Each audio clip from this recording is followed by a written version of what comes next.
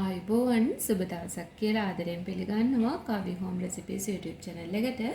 ඔන්න ඉතින් අද මම ඔයාලට ගෙනාවේ රසම ලෙස චීස් පාස්ටා එකක් හදාගන්න විදිහ. ක්‍රම දෙකකට අද මම ඔයාලට මේක ගෙනාවේ. චීස් දාලා වගේම චීස් නැතුවත් කොහොමද හදන්නේ කියලා ඔයාලට මේ වීඩියෝ එකෙන් බලා ගන්න පුළුවන්. එහෙනම් එකතු වෙන්න මගේ මේ වීඩියෝ එකත් එක්ක මම කොහොමද මේ රසම ලෙස චීස් පාස්ටා එක හැදුවේ කියලා බලන්න. ඔයාලත් අනිවාර්යෙන්ම හදන්න. හදලා කොහොමද රස කියලා කමෙන්ට් එකකින් කියන්නත් අමතක කරන්න එපා. ඒ වගේම යාළුවන්ටත් බලන්න ෂෙයා කරන්න. තාමත් මගේ channel එක subscribe කරපු නැති යාළුවෝ subscribe කරන්නත් අමතක කරන්න එපා. එහෙනම් අපි බලමු මේ චීස් පාස්ටා එක හදන්න අවශ්‍ය දේවල් මොනවද කියලා. තම්බාගත්තු පාස්ටා ග්‍රෑම් 250ක් අරන් තියෙනවා.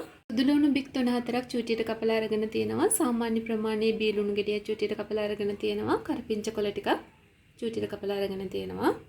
පොඩි කැරට් අලයක් කොටු හැඩයට කපලා අරගෙන තියෙනවා. ඒ වගේම ලුණු කොළ ටිකකුත් කපලා අරගෙන තියෙනවා. පොඩි තක්කලි ගෙඩියක් කපලා අරගෙන තියෙනවා. කෑලි මිරිස් කුඩු අරගෙන තියෙනවා තේ හැඳි 2ක්. ගම් මිරිස් කුඩු තේ හැඳි භාගයයි. ලුණු අරගන්න ඔයාලගේ රස අවශ්‍ය ප්‍රමාණයට. බටර් අරගෙන තියෙනවා මේස හැඳි 2ක්. ඒ වගේම පොඩි චීස් කෑලි 2කුත් අරගත්තා. ෆ්‍රෙෂ් මිල්ක් අරගෙන තියෙනවා අඩු කෝප් එකක්. පාන් පිටි මේස හැඳි 2යි.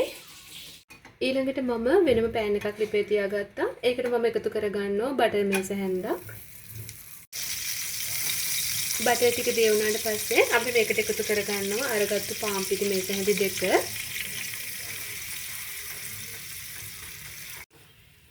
අරගත්තු පාන් පිටි ටික තෙල් එකේ ටිකක් මේ විදිහට බෙදෙන්න දෙන්න ඕන.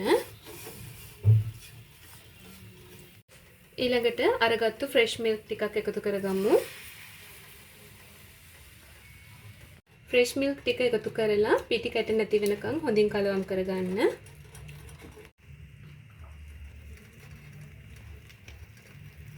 ඊටු ෆ්‍රෙෂ් මිල්ක් ටිකත් එකතු කරගමු. ඊළඟට මම මේ සෝස් එකට එකතු කරගන්නවා කෑලි මිරිස් කුඩු තේ හැඳි භාගයයි ගම් මිරිස් කුඩු තේ හැඳි කාලයි. ලුණු කුඩු පිංච එකක් විතරත් එකතු කරගන්නවා. ඔන්න දැන් අපේ පැස්ටා සෝස් එක ලෑස්ති. දැන් අපි හදාගත්තු සෝස් එක ලිප ඔෆ් කරලා පැත්තකින් තියාගමු. භාජනයක් ලිපේ තියලා අපි ඒකට එකතු කරගන්නවා අරගත්තු බටර් මේස හැඳි 2. ඊළඟට ඒකට එකතු කරනවා චූටියට කපාගත්තු සුදු ලුණු ටික. සුදු ලුණු ටික ටිකක් තෙලේ ටෙම්පරාදු වෙන්න ඇරලා අපි ඒකට එකතු කරනවා කපාගත්තු ලොකු ලුණු ටිකයි ඒ වගේම කරපිංච ටිකයි. ඔන්න ඊළඟට එකතු කරගන්නවා මම කැරට් ටික.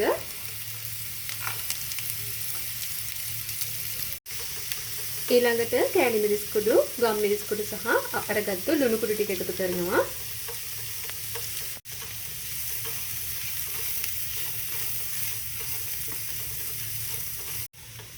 කපාගත්තු තක්කලි ගෙඩියත් එකතු කරගමු.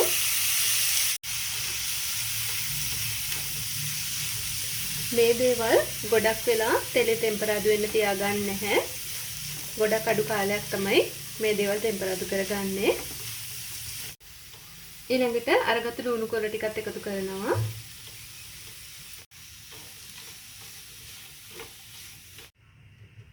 ඔන්න දැන් අපේ එළවලු මිශ්‍රණය ටෙම්පරාදු වුණා ඇති. අපි දැන් මේකට තම්බගත්තු පැස්ටා ටික එකතු කරමු.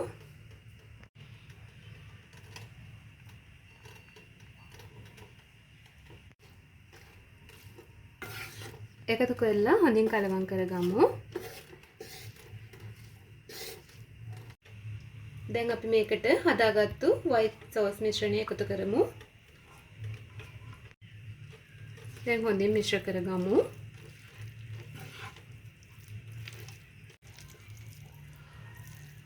ඔන්න දැන් අපේ පාස්ටා එක ලෑස්ති. ඔයාලට පුළුවන් මේක මේ විදිහටම කැමරට ගන්න. මේක ගොඩාක් රසයි චීස් නැතුවත්.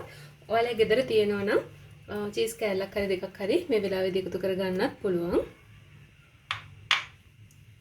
චීස් දැම්මේ නැහැ කියලා රසයේ වෙනසක් නැහැ. මේක ගොඩාක් රසයි.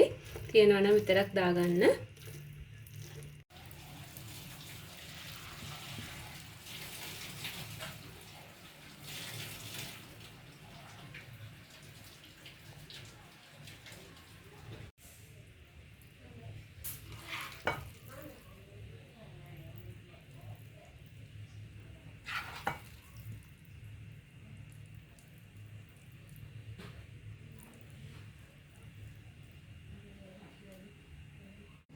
ඔන්න ඉතින් මේ තියෙන්නේ අද අපි හදාගත්තු රසම රස චීස් පාස්ටා එක.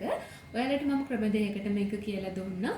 චීස් නැතුව වගේම චීස් දාලා හදා ගන්න පුළුවන් මේ රසම රස චීස් පාස්ටා එක. ඉතින් ඔයාලත් හදලා බලන්න. හැදුවොත් රස කොහොමද කියලා අනිවාර්යෙන්ම කමෙන්ට් එකකින් කියන්නත් අමතක කරන්න එපා. ඒ වගේම ඔයාලගේ යාළුවන්ටත් බලන්න ෂෙයා කරන්න. තාමත් මගේ channel එක subscribe කරගෙන නැති යාළුවෝ subscribe කරන්නත් අමතක කරන්න එපා. එහෙමනම් මගේ වීඩියෝ එක බලුවට ඔයාලට ගොඩාක් ස්තුතියි. ආයෙමත් අලුත් රසවත් වීඩියෝ එකකින් හැලෙත් හමුවෙමු. තෙරුවන් සරණයි හැමෝටම.